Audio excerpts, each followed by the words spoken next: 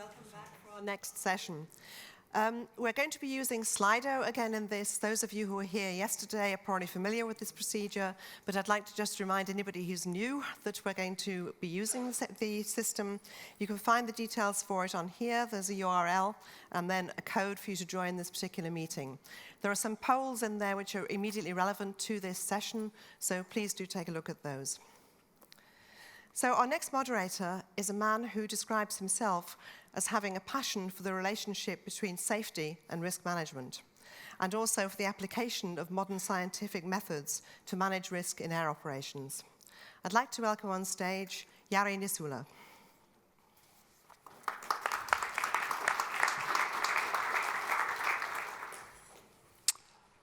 Good morning, ladies and gentlemen.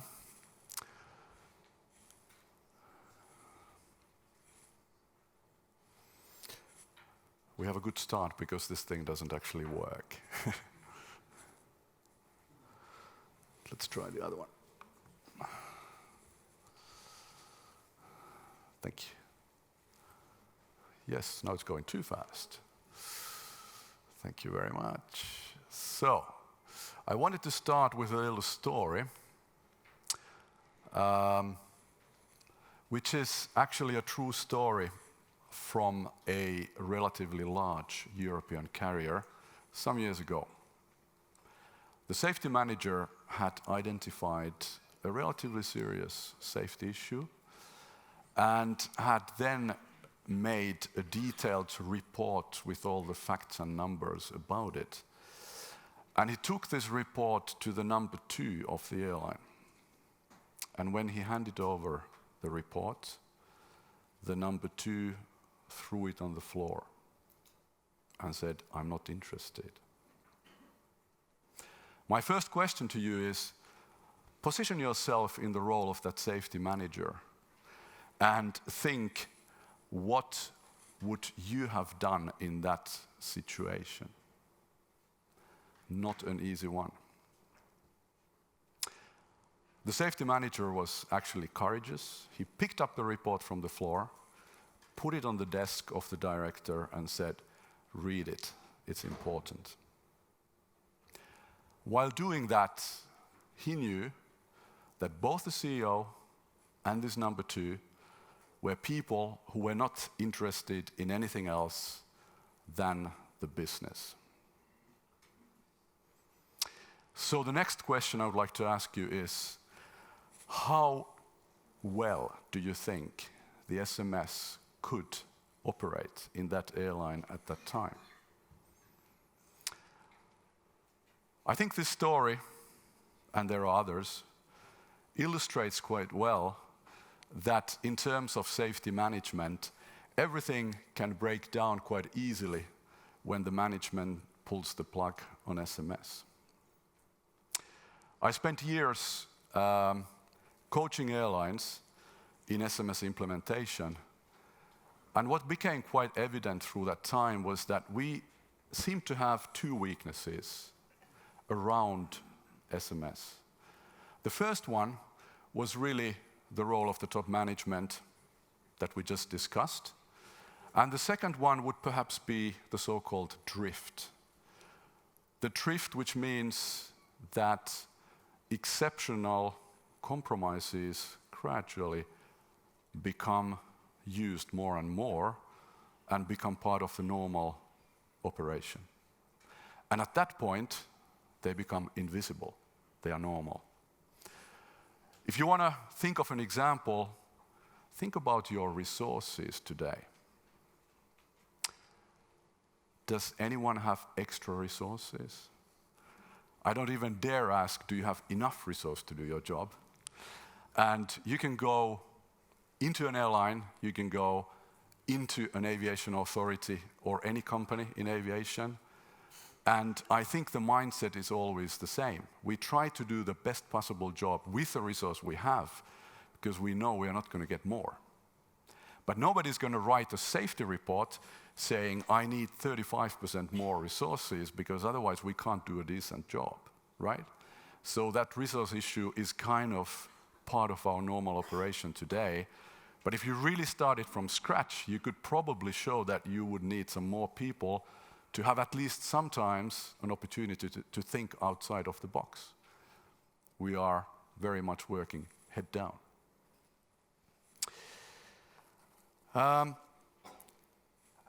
And guess what? This type of drift is also typically driven by commercial pressure. So in this panel, we are really talking about the key vulnerabilities of SMS as we know it today. And the key question for us will be how to build resilience in SMS.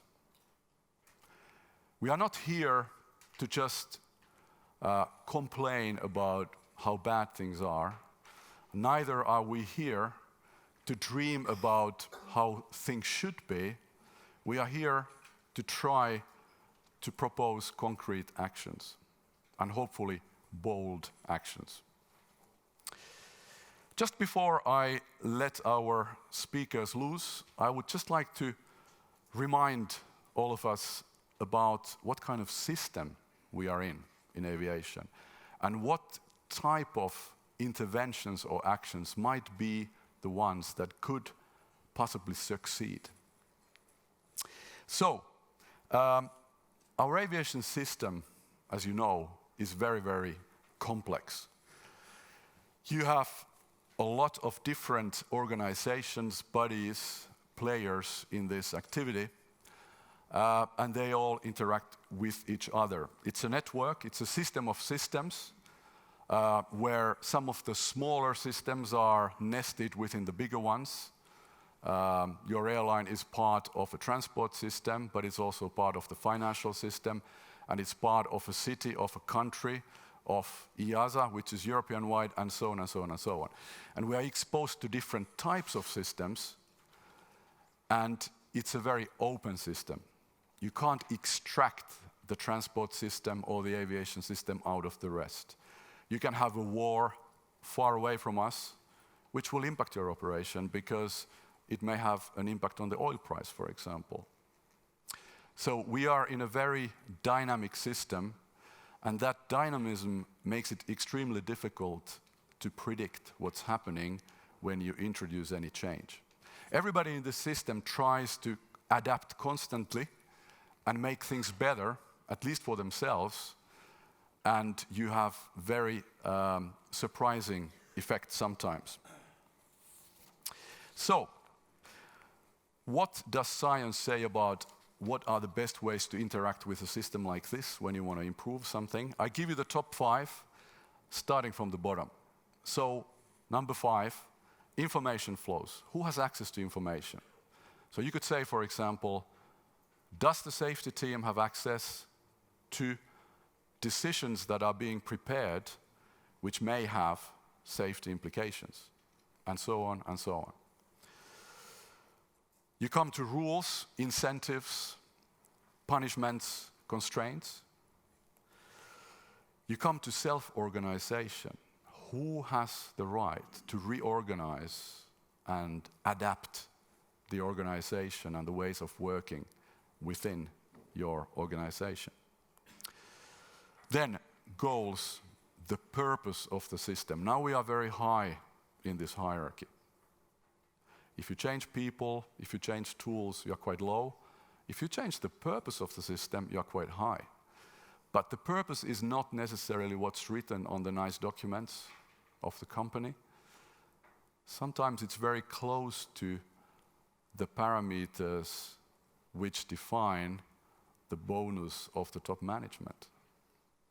The real purpose is measured in the actions, not in the official statements. If you can actually have your fingers in changing the purpose, driving the people in a new direction, you can have a big impact. And above that, you have the paradigms. The paradigms behind why the goals are what they are, why the structure is what it is, and why the rules are what they are. And most of all, what science tells us today is that when you try to introduce something new in a system like this, don't think that you can just think and create solutions in a closed room and then just implement them. You actually can't prescribe, you have to experiment. And that's because of the unpredictability of this system. You will always have unexpected consequences somewhere, and you will have to adapt. Maybe start small somewhere, experiment, and then enlarge. Also, we are very used to looking at something like a company, an airline, service provider, and we are all taught at school to just analyze and go deeper and drill in. But today, we have to raise our head and look what could be the drivers above. You have the executive team, the board, the shareholders, you have targets, incentives, you have investors even, you have the regulators, competition, and so on and so on and so on. And we should not forget all that.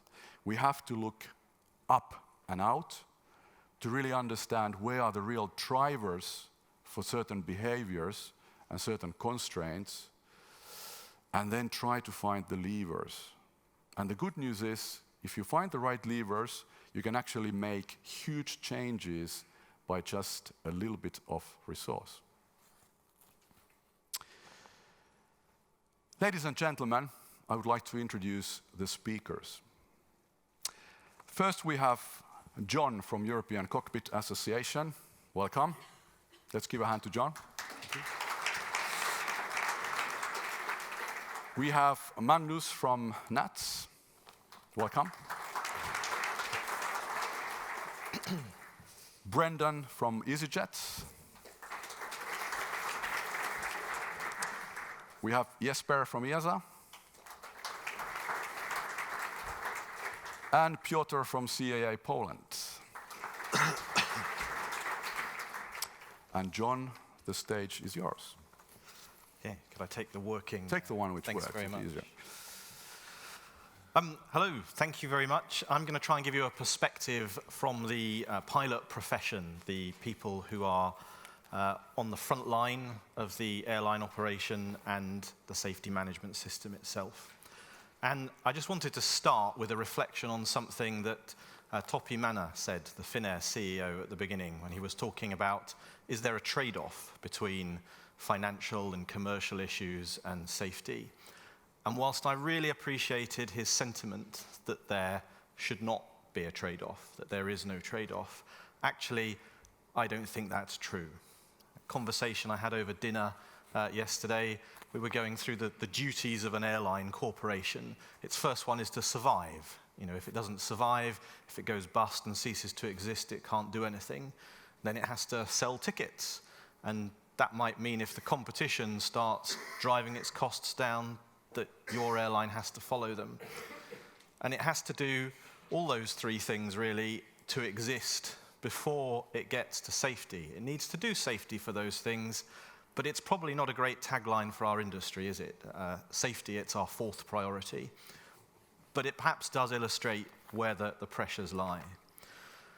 So I wanted to start to warm things up, rather than using the Slido, with a few questions for hands up.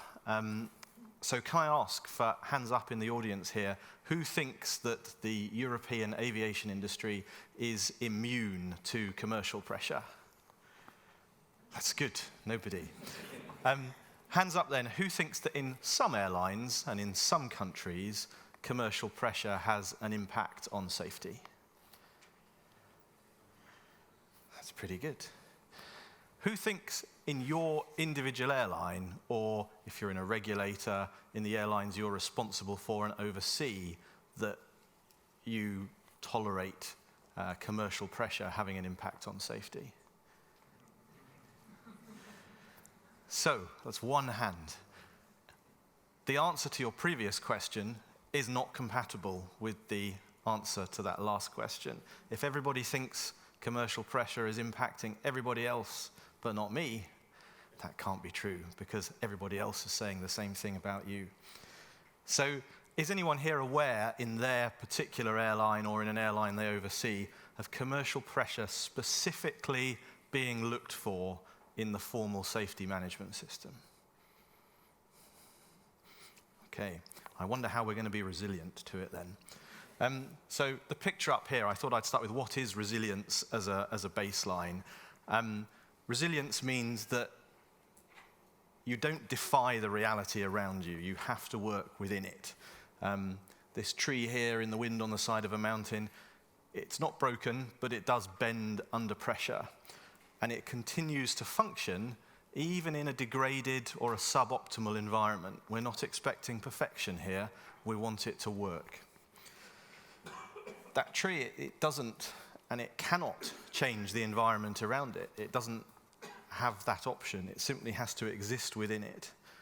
And what does that mean for SMS in a commercial world? Well, here we've got a little illustration of what I might call a traditional SMS. In that context, we define the risks, the mitigations that it's easy to see in front of you, and you tend to plan all of that out, have a checklist that deals with it. But what if you're only looking inside the boat when you do that? That tends to be what we do. We see what's in front of us. So here's our checklist approach on the right. We develop procedures and mitigations for the risks it's easiest to, and certainly only for those that you look at on the list. It's easy to think the world that you've imagined is all the world that there is. So if you stay within this SMS, you'll be safe. Leave it to compliance and the safety manager, and you can forget about it. The problem is, what is outside the boat? How do you capture and address this if there's a bigger, broader threat than the scope of your SMS? How do you even see it and its effects? And certainly from my perspective as a pilot, and I think that the situation in reality, one major answer is to engage with the real world work as it's done, not as you imagined it, not as you predicted for. Speak to those people in the boat, because they are probably the only ones who can see what's around them and how it all adds up. You have to use your human element on the front line. And why is that not a given? Why doesn't that happen now? A little cartoon here that demonstrates, I think, that quantitative data is easy, it is clean, it is relatively simple to gather and monitor, and you can automate a lot of it. It's therefore definitely one foundation of a good SMS. It has to be in there because it is all those things. But it's really tempting to retreat to a comfort zone of that quantitative data, even using the supposed need for it to dismiss other inconvenient information, such as human experience or illuminating anecdotes that don't come easily quantified. I think certainly looking at the recent crisis at Boeing, you can see exactly that happening. You have to make, or you mustn't make, sorry, your safety information fit a data-only SMS. You have to make the SMS ready to accept all the useful information it can, especially that human element. The problem with the data is it does not tell you the whole picture. It's a very famous proverb this, that somebody's turned into a cartoon. It only tells you about where and when you measure your data points. If you rely on it, you miss that whole picture, and the human element is one of very few ways to see the wider context and how all those data points fit together. And I would argue commercial pressure is definitely one of those giant sharks on the earlier slide, or the elephant in this one.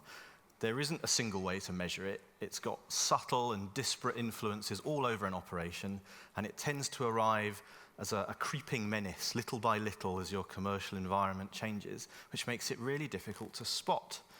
But I guarantee you, your pilots and your frontline staff will spot it long before the management or a regulator does. So use it. You have to build into your SMS a way for them to tell you.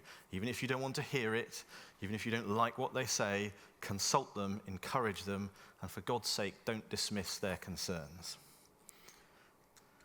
So, how do you spot it? Commercial pressure. It doesn't announce itself, it doesn't come with a label or an icon. In fact, for this presentation, the best I could come up with to pictorially represent it was this, my commercial pressure cooker. How then are you going to spot it? Well, the simple answer is you cannot see what you do not look for, at least until too late it clubs you over the head. So I'll just leave that pressure cooker, commercial pressure cooker, hanging there. If you want an SMS that is resilient to commercial pressure, and you should, you need an SMS that can notice it in the first place.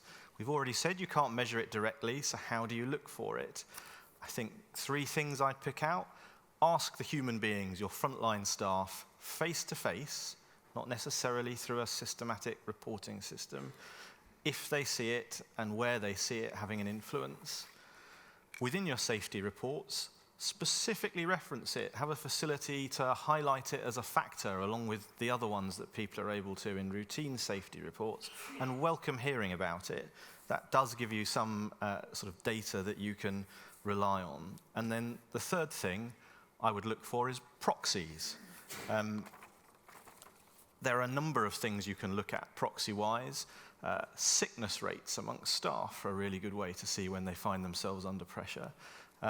Looking at the safety budgets that you have per head, per ASK, per hull, however you want to monitor them, how do they change over time and what does that show you? Particularly if you get requests for safety spend from your safety department or elsewhere in the operation. You know, the number of requests you're getting are a good indicator, and a major flag should be rejections for that spend. Once you start seeing that, or seeing that repeatedly, that should be a red flag. Because if you can't see it, if you can't mitigate or address it, eventually you will get the first indication despite that, which is when the commercial pressure cooker falls on your head. Thank you.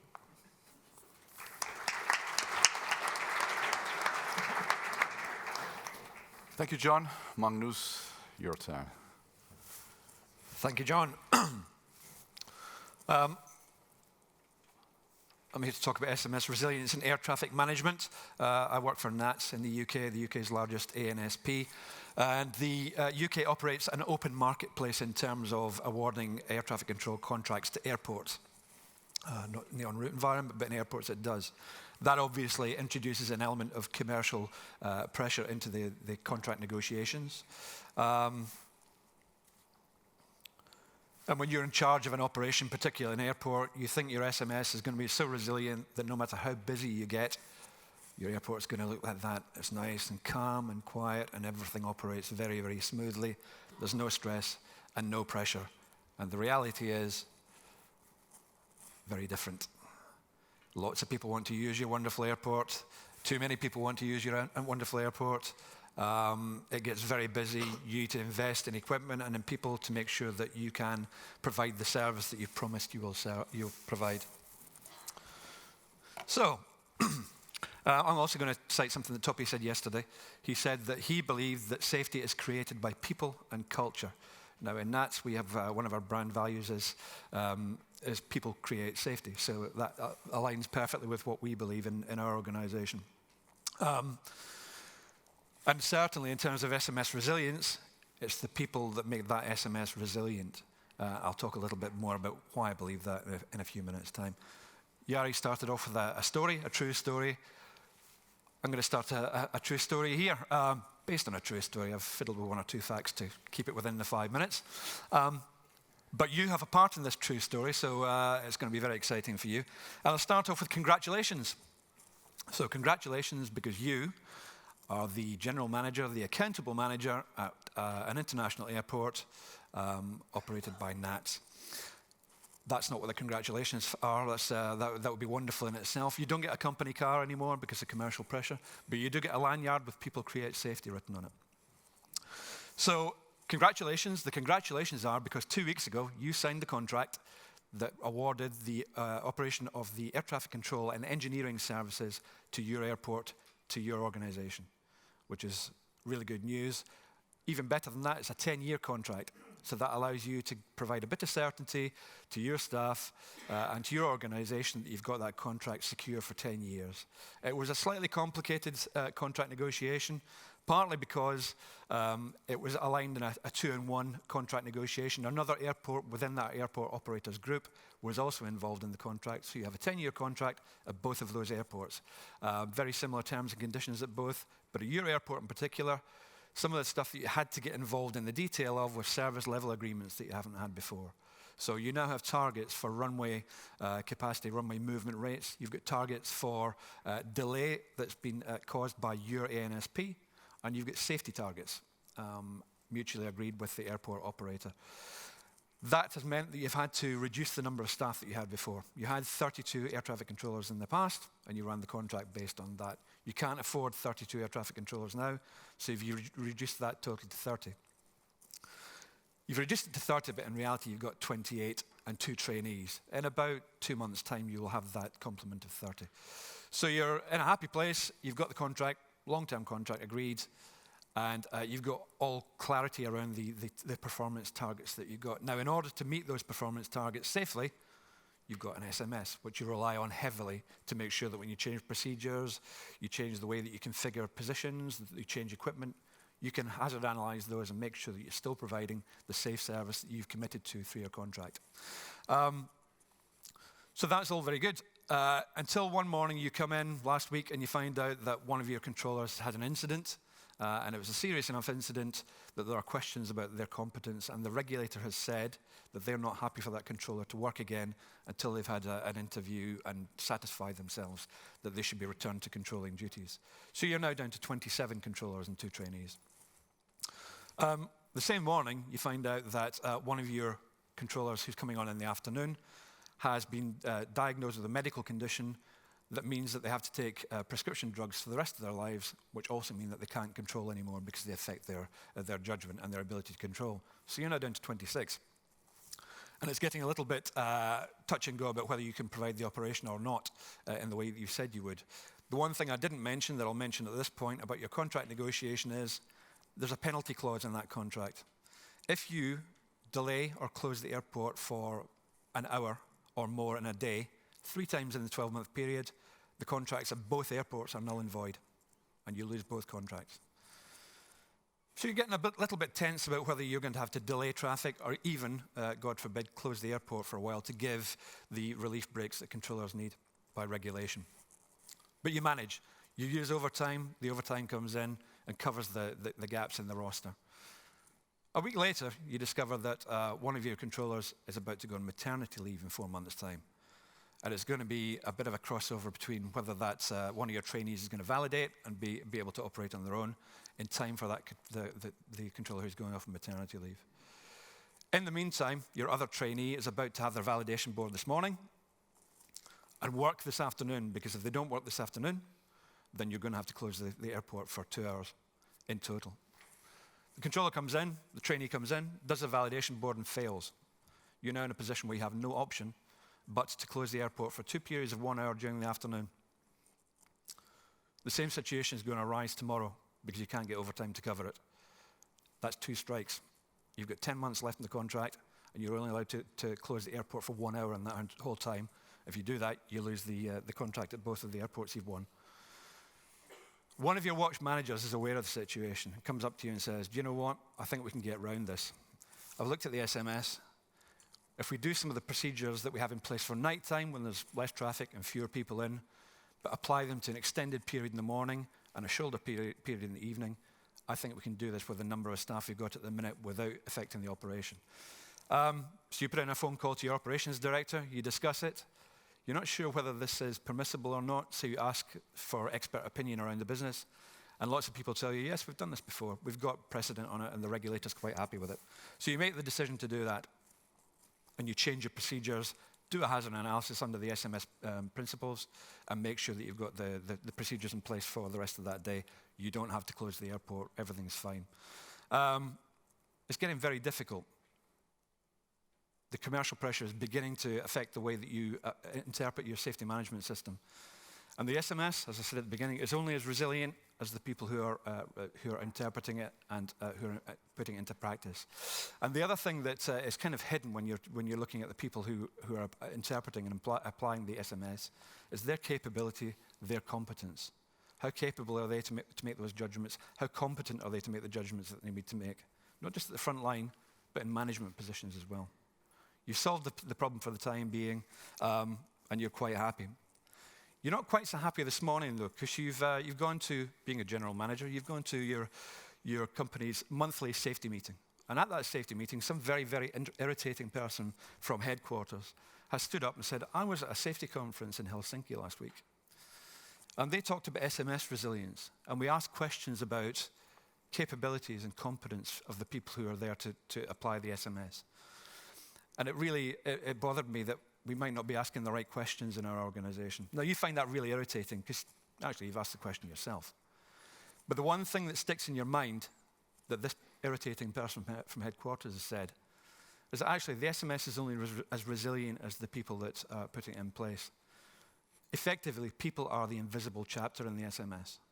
If you don't give them the capabilities and the competence that you need for them to apply that SMS, how resilient is the SMS going to be? So I'll leave you with that thought. People create safety. If you aren't investing in your SMS and making sure it's pragmatic, it's practical in real life, and you're not allowing what Jari referred to, the normalization of deviance and the drift, actually how resilient is it? Because if you're not doing that, people also create risk. Thank you, Magnus.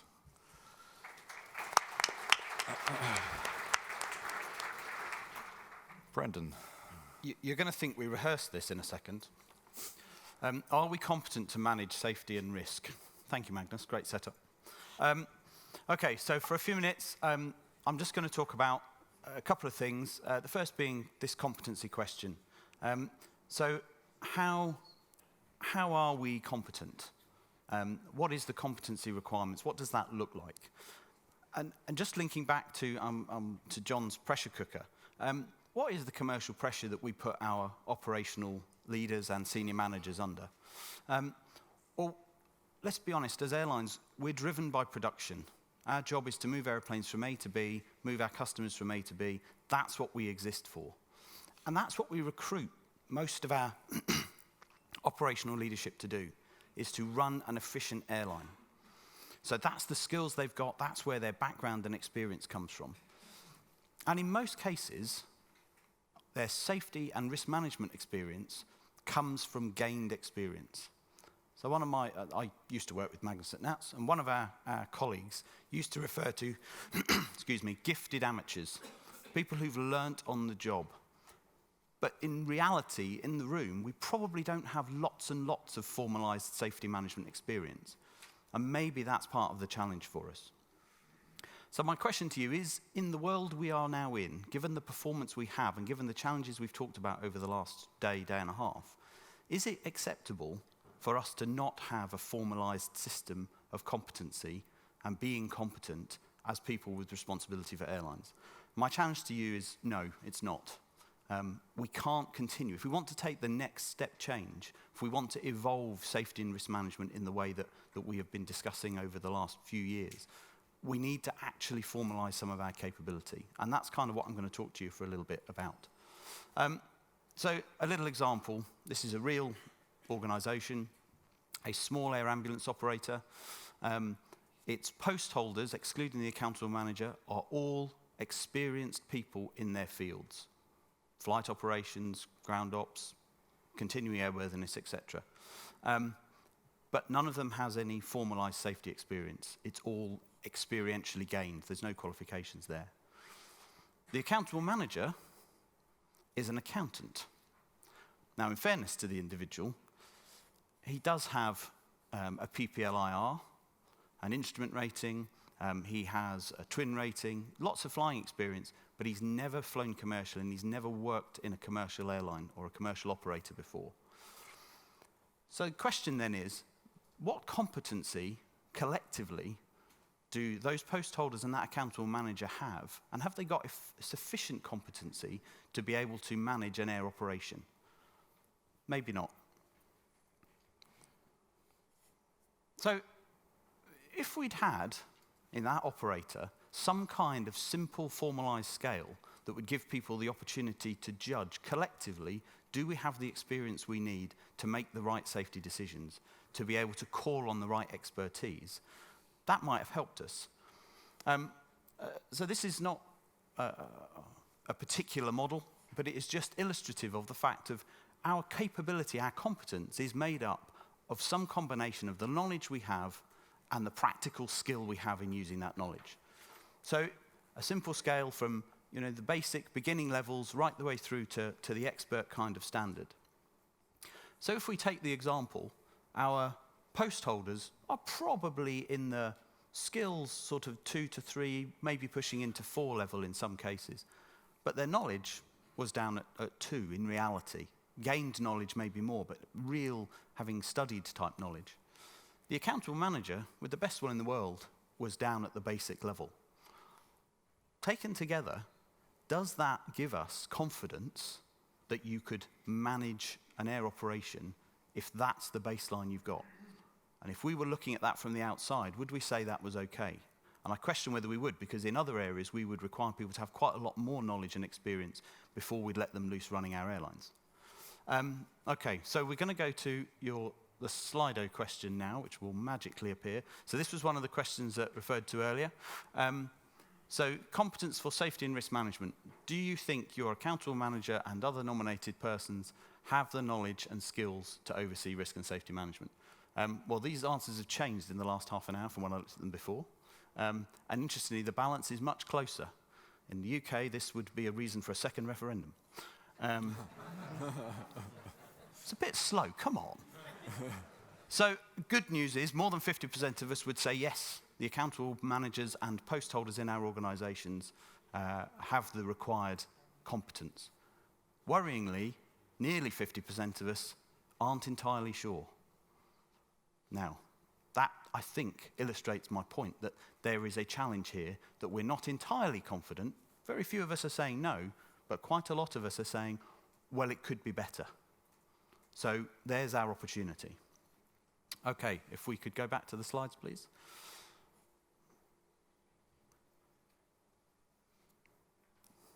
So my suggestion to you, my offer, if you like, is that we need a formalized approach. We need to have a structured way of being able to understand at an organizational level. I'm not suggesting that we now need to be saying that every individual who's going to hold a post needs to have a certain level of competence. But as an organization collectively, we need to be able to demonstrate to ourselves and to our regulators that we have got the competence to do this safety and risk management task. And why is that important? If you look forward, we are moving beyond the follow the rules. We had that said yesterday and again earlier today. It's not just about the rules that we are following. It's about how we interpret and implement those rules, what capability we have to judge whether that's okay versus that. If we haven't got that competence in organisations, be they airlines, maintenance organisations, air traffic, etc., then we are going to struggle to take that next step as an industry. So if we could go back to Slido again. So the second question then, if you accept my premise that we need to have something, was to ask, should it be defined by EASA and then made a requirement on us to do it? Or should it be that we are required as organisations to define it and then demonstrate we meet it? More than 50% of us would like the regulator to tell us what to do, which is interesting. More and more we talk about wanting objective outcome-based regulation that we can then deliver against. But in this area where maybe we're not so sure, we're looking for more prescription. We actually want very clearly, this is what you need to do. This is what competency would look like. So, to my EASA colleagues, a challenge. Can you help us, please?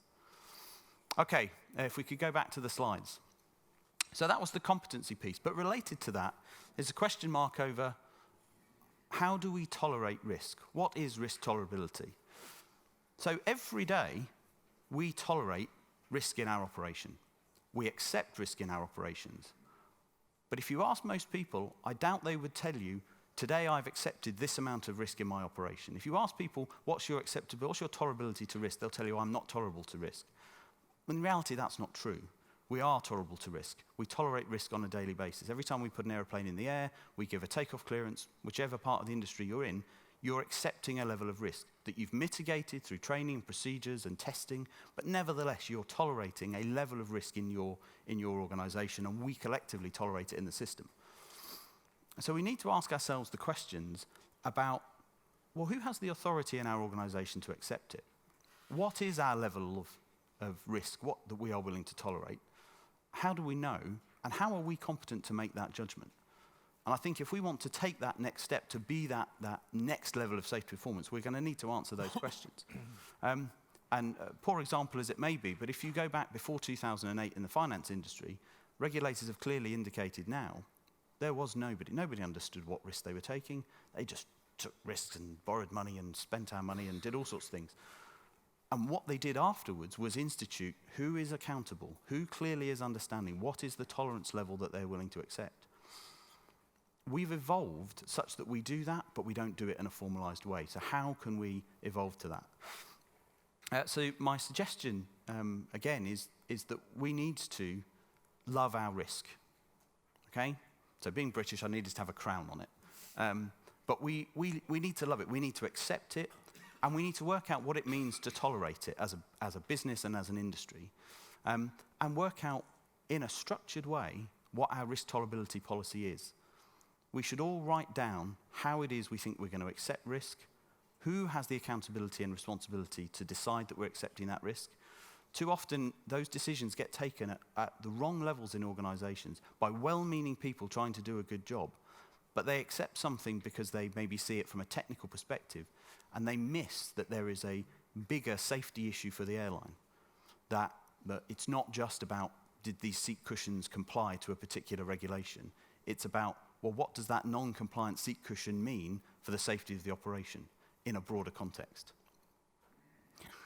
And I leave you with one final thought, that as an industry, we need to be brave and accept that we have risk, and accept that we need to consciously accept risk. Thank you. Thank you, Brandon. Thank you, Brandon. We go for Jesper. Good morning, everybody. As you probably know, EASA is wearing two hats. We do the regulation, and for airlines, we have the 965 regulation, which is now in force for 7 years.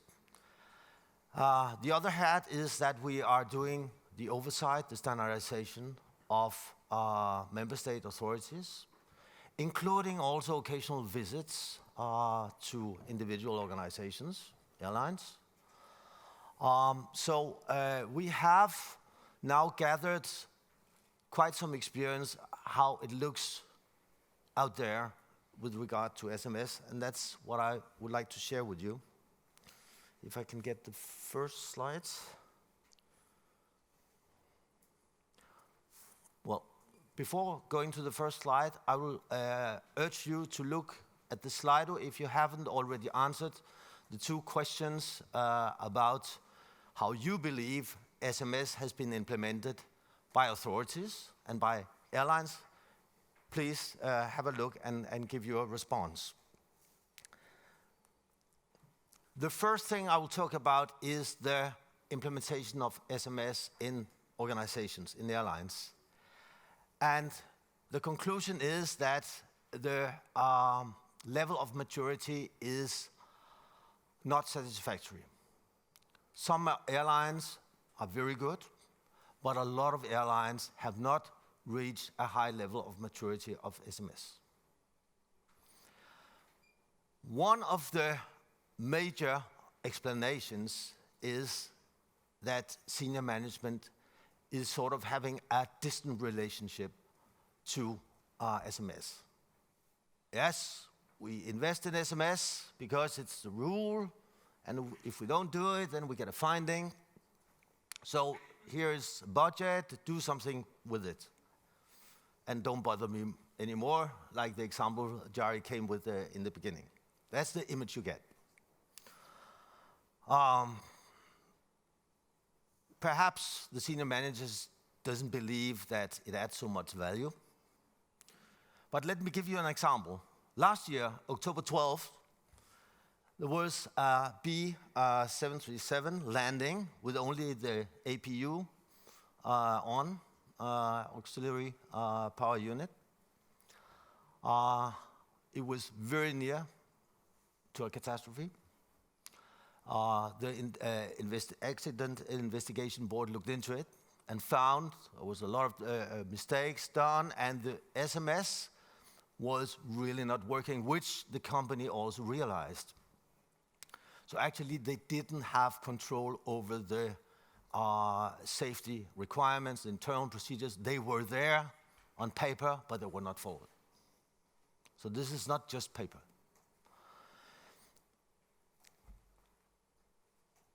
If senior management is not engaged, it's not like we heard a good example yesterday from Finnair, from Toby Manor, where a senior manager is engaging in safety. But if they're not engaged, then we have the risk that the safety manager, some post holders, are getting to be lonely wolves. Nobody really loves them. They're there because there is a rule.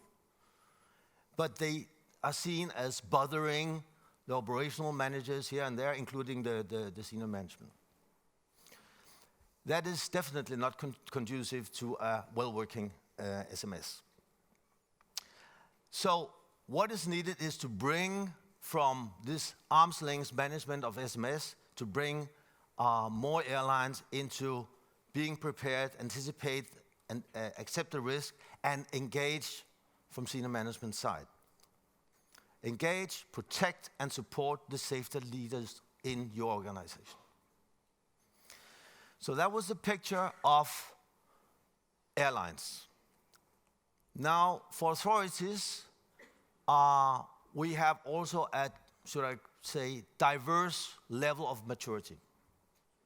Some are quite mature, but a lot of authorities are still in the, we can call it, ticking the box domain.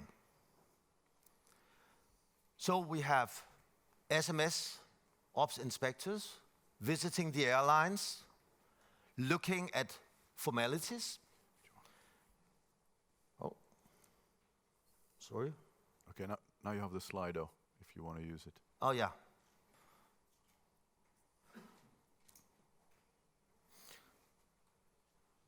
So here we see the authority rating of the airlines, basically reflecting the image that we have in EASA. Some airlines, very good, mature. A lot of airlines, the majority perhaps, not mature. Okay, let's go back to the slides.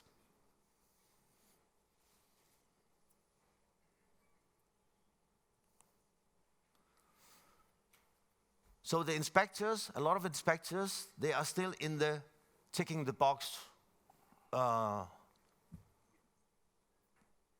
approach.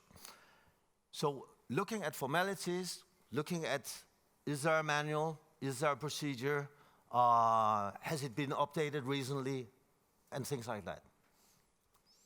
But not really evaluating, assessing, is it good enough? Does it really work? If you ask the guy on the floor, does he know? Or is it just there on the shelf collecting dust? My point is that immaturity in companies and immaturity in authorities can create an evil circle.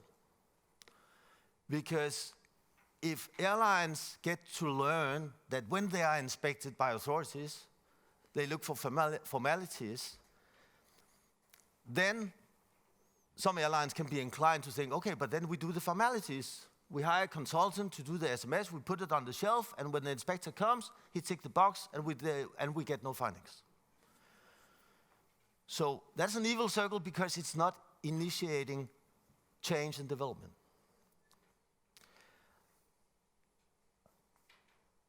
Fortunately, we can see that more authorities are now investing in training their inspectors so they get out of the compliance mindset and also into the assessment mindset. We have earlier this year in EASA had a larger training session. We have been out visiting several authorities, contributing with some training, discussing with the authorities how to do it in the right way.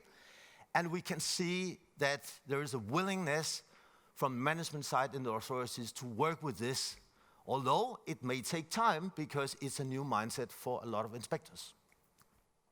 So we can see lights at the end of the tunnel. Things are moving. They're moving not so fast, but they're moving in the right direction. My final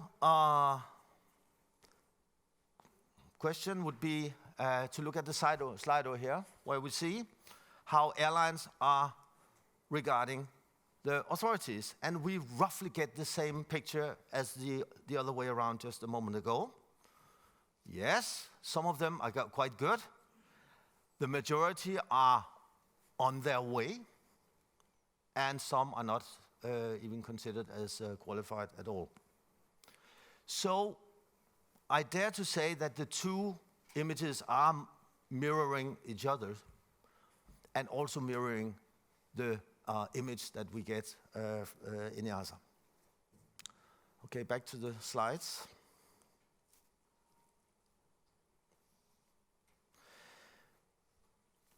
So the last slide is actually just conveying to you that a lot of material is ready to use, free of charge. Go into our website, look at there. There's a wealth of material that you can use both as airlines and authorities to get going. So there's no excuse that you have to hire very costly consultants to get started. You can actually get started today if you want. And we are also willing to do some help to authorities if that may be needed. Thank you. Thank you. Thank you, Jesper and Piotr. Okay, good morning. Let me present the perspective of the regulator, but most of all, a person who spent many years on the dark side of the force, so in the commercial operations of the airline. Let me start with a bit provocative sentence. If you ask an average manager, what does it mean low-cost airline operation, then probably the answer would be low-cost airline operation would also mean low-safety operation. But in fact, as we know, this is totally not true. If you look at the EASA rankings, the airlines with the highest positions are the low costs. So in fact, there is nothing to do, the low cost operations has nothing to do with the safety. It's actually the other way around. And then if you look at the other sentence, what does it mean if you don't have findings in your operation, the SMS findings? Then the average manager would say, well, this is a safe operation. But in fact, I think it's the opposite way. If you don't have findings in your organization, especially if you do self-audits or other audits, then it should be a warning sign for the top management that something is wrong. So a message from me as a regulator is, don't be afraid of findings.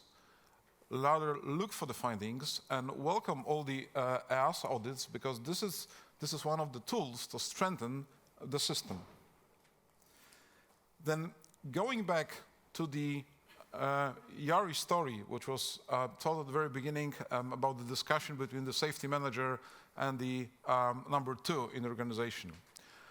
What should be the key message when the SMS guy is talking to the top management? They should talk in money terms. And this is just a metaphor that 1,000 saved on 10,000 saved on the safety operations would mean 100 lost in the future profits. But the real life shows that this is very true. We have this very sad story of the Boeing MAX, which we all know, but there's also another story closer to us on the other side of the big pond. It's the Rolls-Royce trend. And this is exactly the story which very well illustrates the issue. So when you will be talking to your top management and you will have some issues to convince them, and then if they are not listening to you, then mention, do you remember the MAX 8? do you remember the Rolls-Royce trend? Because the same can potentially happen in our organization if we save money now. And finally, let me share with you the 3 factors I identified within the organization that potentially can weaken the SMS resilience. The first one is lack of multidisciplinary background among top management. You may believe or not, but there are still aviation organizations in Europe where in the top management there is no one with the engineering background or the flight operation background. I don't want to offend any lawyers in the room, but I believe that the aviation is about engineering. So the more engineers you have in the top management, then it should be easier for the SMS people to talk and convince the top management. The second conclusion is the learning culture. The learning culture is a must within the organization. And also you can do a kind of a self-audit and ask yourself and ask the top managers, do we have a real learning culture within the organization on different levels? Because this is a must to have a resilient SMS. And the third one, of course, we are not able to avoid this. The pressures, the stakeholder pressures on the top management. In some organizations, they are the financial pressures from the financial investors, but in some organizations, there are still political pressures and the even higher level, especially if you have the cases of so-called national flag carriers or ANSP. In most of our countries, ANSP are state-owned. So I think you as an SMS and top management has to be aware that this political or financial pressure exists. But the point is that we should somehow manage this and not allow that they will be too strong and as a result, dangerous for the organization. So these are the 3 main points I would like to share with you. Thank you very much, and I think because we are already delayed, I will not take any more time. Thank you. Thank you. Thanks to all the speakers for very inspiring ideas. So we move on to the discussion first within the panelists, and then we'll open up to everybody. Piotr, I would like to keep you talking for a little bit longer.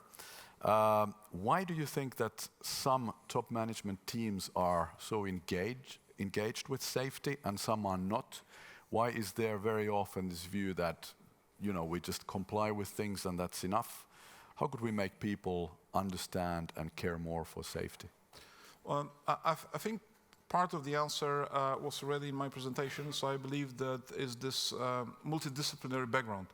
I think the analysis can be done about what's the background of the top management people within the organization, and I think the more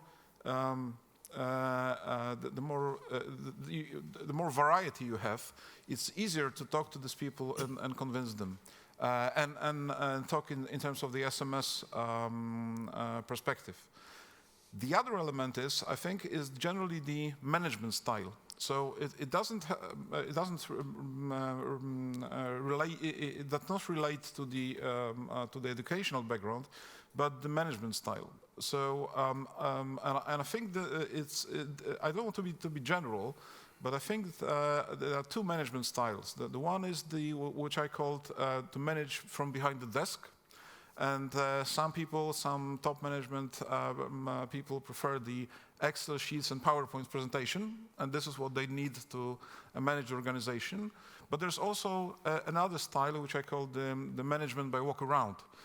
So the people from the top who go at the first join the front line and see how the organization behave every day and what's the real life of organization. I think that was already mentioned by one of our panelists, that looking at the front line and talking to the frontline people, because they are the people, they see the real life, the real business. Right, thank you. Magnus, do you have your top management walking around and caring for safety and seeing what's going on? That varies from location to location. So in some places, actually, yes, top management are very good at walking around, asking the right questions. And where they don't understand the answers they're getting, they're very good at asking the right people to interpret it for them. But it's not universal. And it used to be, in a previous role that I did in NATS, it was very easy to appear at an airport or an air traffic control centre and see the connection between management and the front line without actually having to see it happen in reality. You could get a very close sense of how well management were regarded and how they interacted with the staff just by asking people what their influence was on the operational unit itself. It was quite marked, actually. So it depends. And I think it goes to what Piotr's saying. It's not just about educational ability. There's emotional intelligence and the ability to connect with the frontline staff and understand their worlds is very important. To be concrete, what could we do? Should we require formally that the management team contains certain disciplines, or should we impose a training package for top management teams, or maybe even the board members? How do you see, where could we move in this area? John, do you have an idea on that? I mean, I think our panel has kind of crossed all the way through this. You know, the competency questions Brendan raised, I was thinking as this presentation was going on, as a pilot, quite rightly, I am trained to within an inch of my life over what amounts to a degree in basic training, and then twice a year retrained, checked that I'm still up to standard, because I'm flying an airliner, which is, you know, a big responsibility. But the person who's in charge of running 100 airliners has to do no training and has no assessment of their ability to understand that very complex system, the risks it faces. They're quite often someone picked out of accountancy who is probably a very good accountant and a nice person, but they're literally making it up as they go along. Right. And I'm not saying that to criticize them as a system, to say that we'll have this one link in the chain that is completely different to all the others in terms of the training and qualification required, when it's absolutely critical, is, you know, it's insanity, really, when you think about it. Right. Jesper, you wanted to comment on that as well. I'm not sure I fully agree. I would be a bit hesitant to put up some detailed requirements for top management. I think we saw a good example yesterday where the CEO from Finnair, coming from financial sector, he told himself, demonstrated a dedicated approach to take care of safety. Now, if he also walks the talk in the daily life, and of course I cannot know that, that is showing that the attitude you show, no matter where you come from, is really decisive. Then, of course, the top manager must ensure that he has in the entire pool of the company, he must ensure that the competences are there. Some competences here and some competences there, not necessarily condensed in one single person. So I would be a bit hesitant to go prescriptive on a certain number of competences for top management.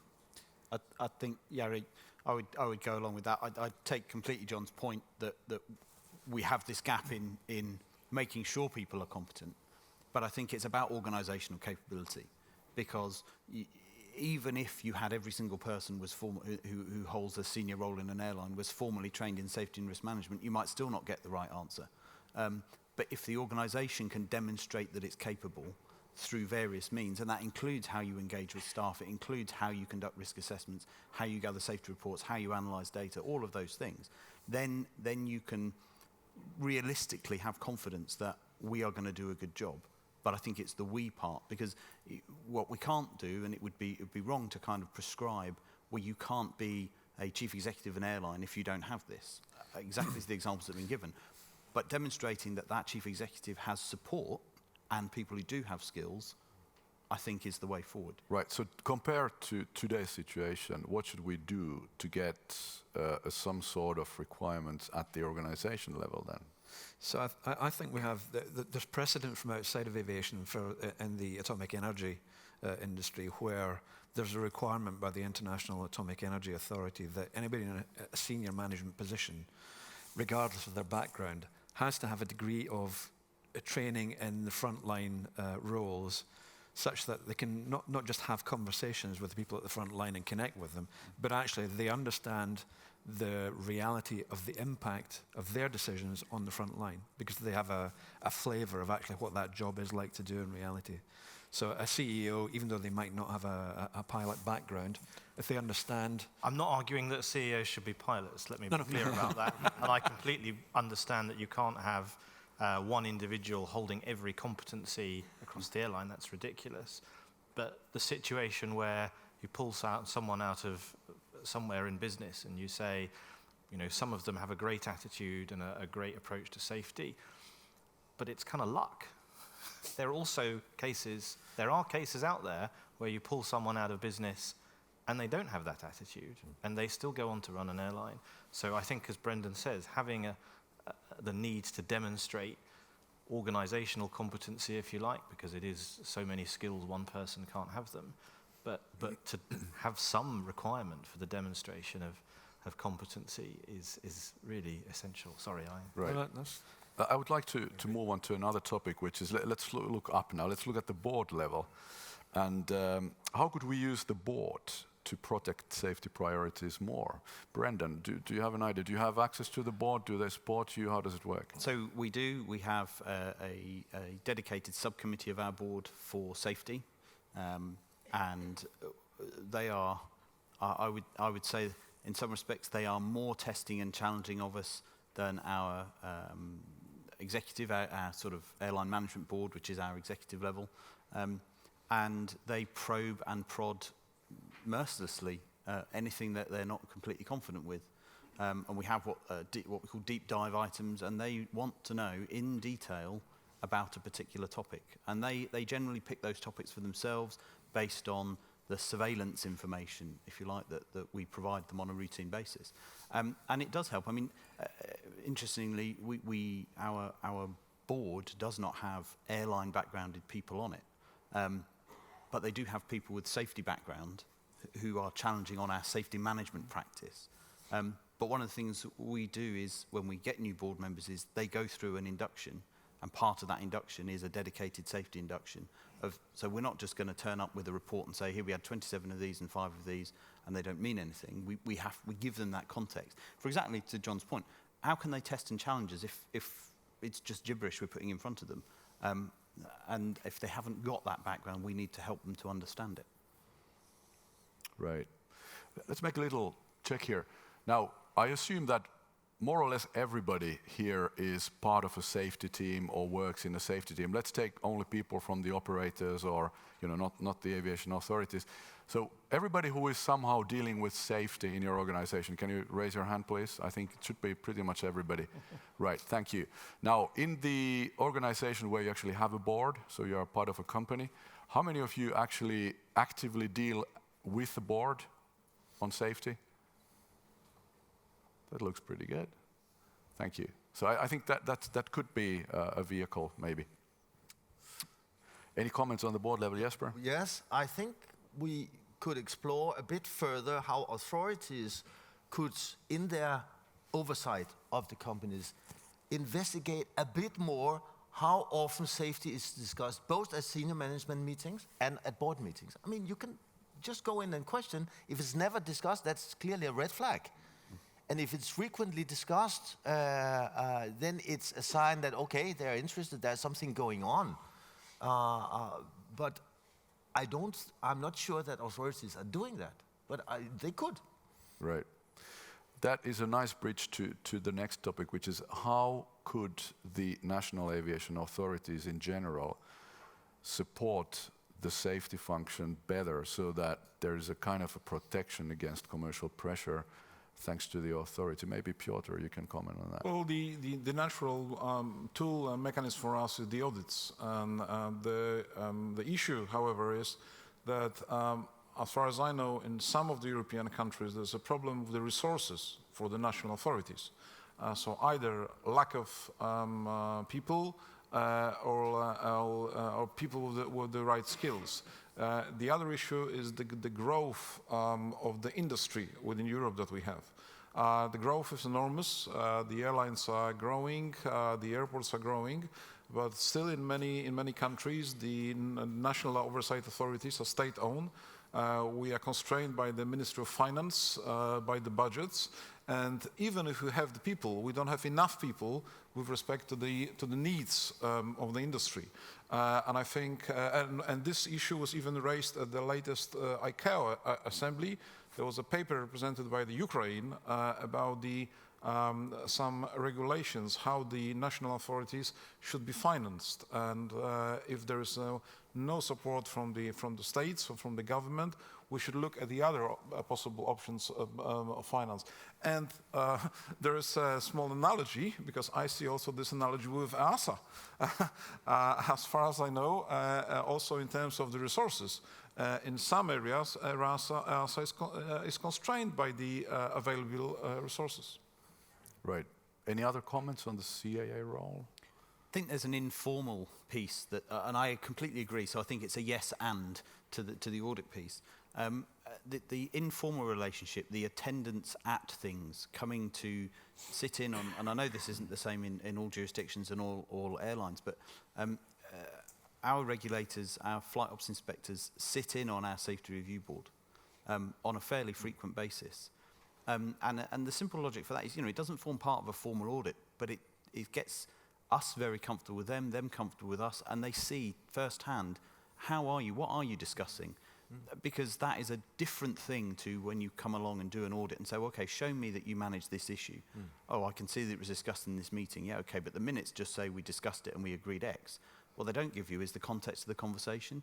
And I think that's a really valuable tool to help us to make sure we're doing the right things, but also help the authorities to know, in the risk-based world, actually, am I truly confident that this organization's doing a good job, or do I have a bit of concern because that conversation was really weak? Right, thank you. Just before we move to your questions, one last thing about very small operators. A bunch of people running an airline, it's a little bit different from the big commercial operation where you have teams doing things. Now, in small operators, you may have the same people actually doing different jobs, and sometimes the CEO might be flying himself. Any comments on the specific challenges on commercial pressure when it's sometimes in the same person that you're fighting between yourself? Anyone has experience? So I have a little bit of experience, as you saw from my slides. I think the challenge absolutely comes down to you. So we had the conversation earlier, Jari, you talked about resources, and absolutely right. I'm sure there's no one from an airline or air traffic provider in the room who would say, yes, we've got loads of resource. But in reality, the larger organizations, we're to a degree insulated because we do have an amount of resource. In a small operator, often you are looking at exactly that, the people who are running it, and in all of your posts will be actively involved in running the business, flying or working somewhere else and doing it part-time. And I think it brings a whole different set of challenges. It brings some upside, linking to John's point. If your director of flying operations is flying the line on a very regular basis, they've got hands-on experience of what it's like. But have they then got the time to execute those decisions? And I think that's the balancing act. The competency piece becomes really important, but the strength of character to say, actually, no, I need to stop that because I need to not do this operational activity because I must do this oversight and safety activity. And that's a real balance because that's where your commercial pressure can really come to bear. Right. You don't go flying, well, we don't fly that operation, therefore we don't make any money. Whereas in a large organization, you don't have that kind of pressure. Absolutely. Thank you. I think we must move to the questions. Can we have the questions here on the big screen, please?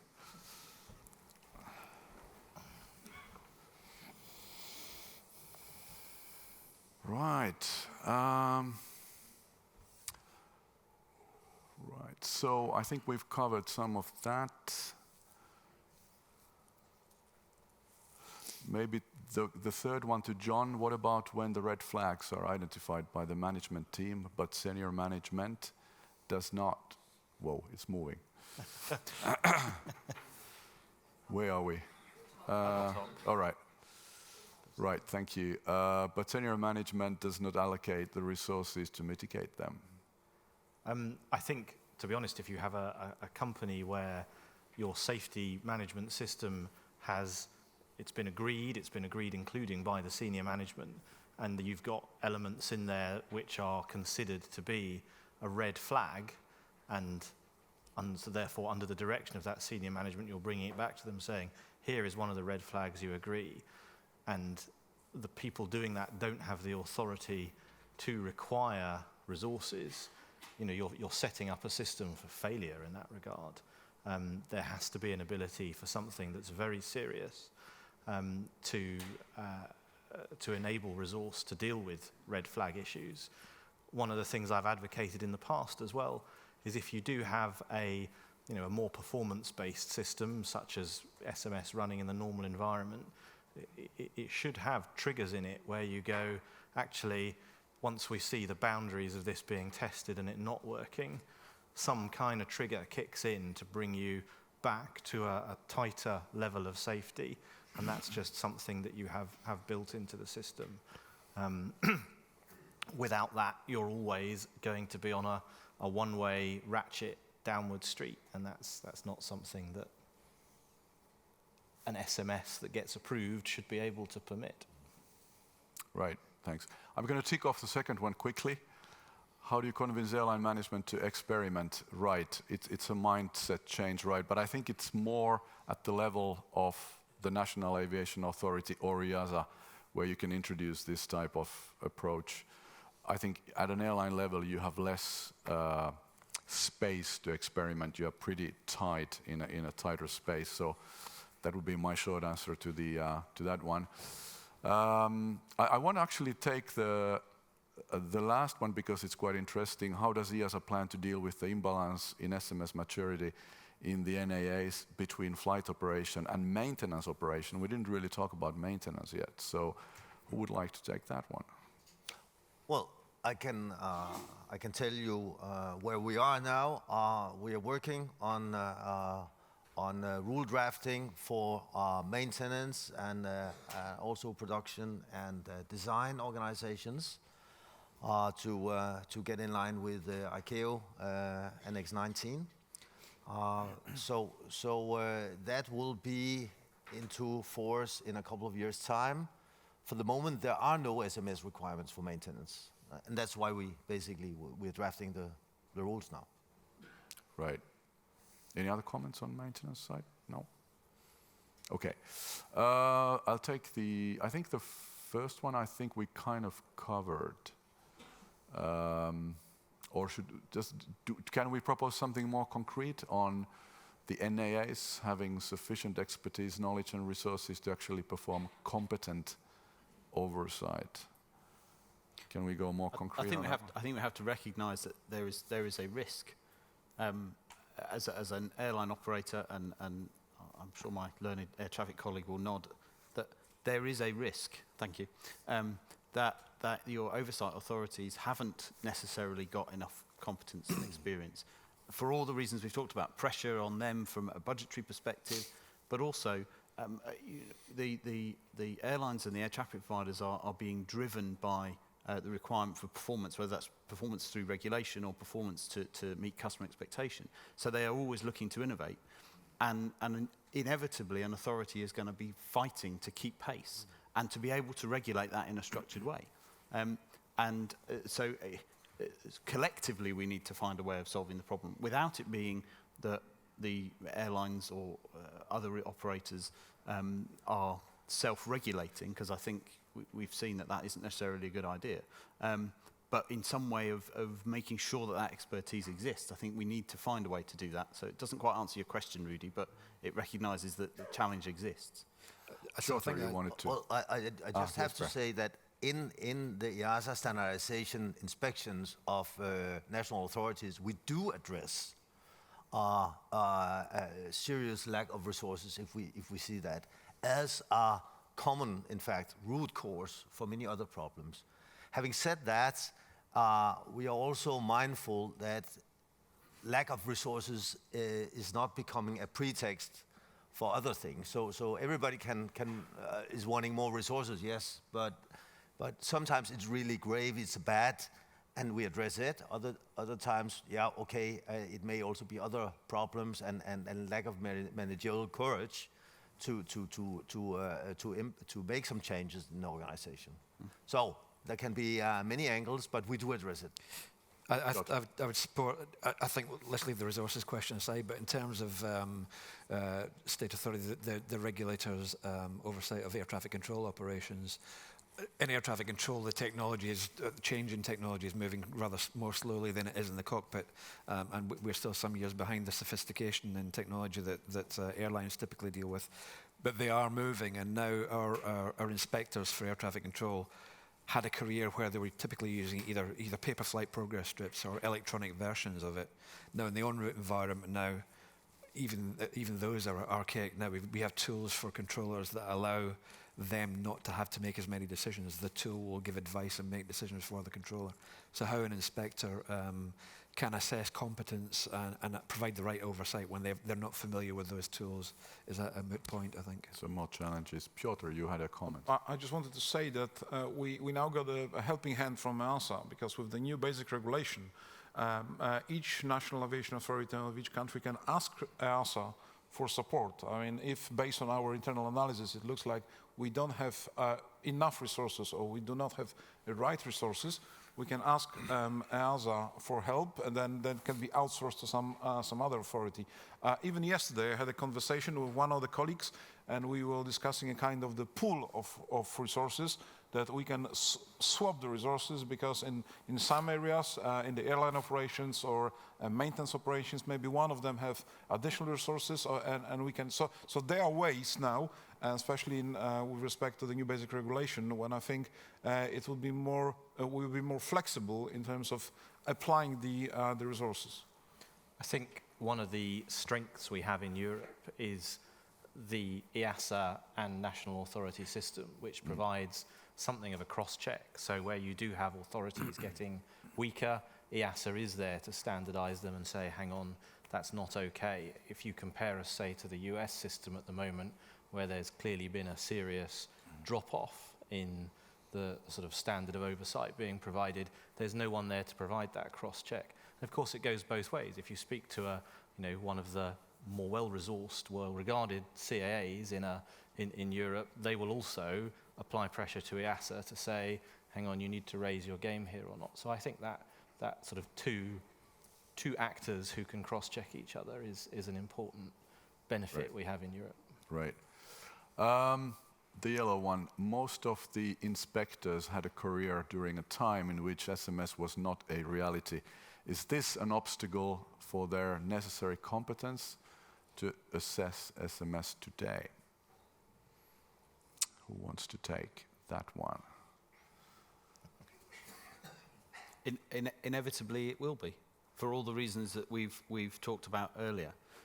If someone's entire background didn't have safety management in the way we do it today, it's unreasonable to expect them to miraculously be able to assess it going forward without giving them access to the right tools and experience to be able to do that. So I think the answer to the question is it an obstacle? Yes. And if I may add, I agree. There are two aspects here. There are the technical competences in how to assess an SMS, which are to a large extent different from the traditional work such a person is doing. The other part, and the first part you can train. The second part is the mindset, because you have to leave your comfort zone, which may have been to do the checklist and compliance, into assessing something. And here it's very important that the individual inspector actually can feel the management support in this assessment and when jumping out of the comfort zone. So it is possible, it's not easy, and it requires strong managerial support, I believe. Okay, thanks. Piotr, should we have a chief safety officer in the executive team in the future? That's the good question. I think the issue that we should discuss in the future is that we have the whole accountancy structure, so accountable manager and the post holders, but this does not relate to the ownership structure of the company. So you can have a very good structure that works in terms of the accountable manager, but doesn't mean automatically that it also works within the ownership, the top management structure. And I think maybe that would be one of the suggestions to consider at least some kind of the guidelines of best practices with respect to the ownership structure of the aviation companies. Interesting. Thanks. I think we have about 35 seconds left. So we're going to finish by getting one favorite idea from each of you very quickly. Concrete point that you would promote most out of all this. John, you start. Make sure your SMS welcomes, encourages, and has the capacity to have human frontline direct input in terms of providing safety information. Thank you. Magnus? Related to that, not quite the same, I think the fact that your SMS is going to have to be executed and delivered by human beings, make sure that it makes sense to them and that it's something that they can use in reality. It's all very well having a safety management system that looks great and complies with regulation, but if people can't use it to keep things safe, it's not really fit for purpose. Thank you. Brendan? I think give people the, and I'm going to pick up Jesper's point, give people the capability both in terms of the technical skills, but actually the behavioural piece that goes with it. If we haven't got that competence as regulators and as operators, both safety and operational people, then we are not going to achieve the outcomes that John and Magnus were alluding to. Thank you. Jesper? Well, my key message is to the authorities, in fact, train your inspectors, support them. That will not only raise the level in the authority, but it will also give incentive for a lot of airlines to actually get an effective SMS working when they are inspected for that, rather than the paper tiger, which we too often see. Right, thank you. Piotr? And I would say, whenever we've got an issue with the top management or convincing the top management, remind them about the Boeing MAX and the Rolls-Royce Trent. It's very illustrative and it works. Thank you. Big hand to our speakers. We are done.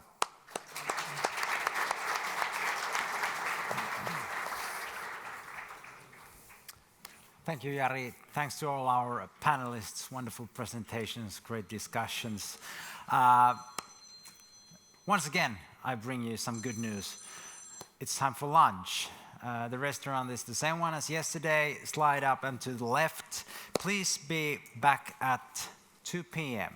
See you soon.